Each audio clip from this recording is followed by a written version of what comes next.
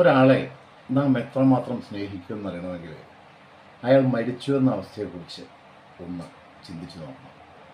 ഒരിക്കലും തിരിച്ചു വരാൻ സാധ്യതയില്ലാത്ത വിധം അയാൾ പോയെന്ന് ഉറപ്പാകുമ്പോൾ ഉള്ളിൽ എവിടെയോ അനുഭവപ്പെടാൻ പോകുന്ന ഒരു നിർവികാരതയില്ലേ?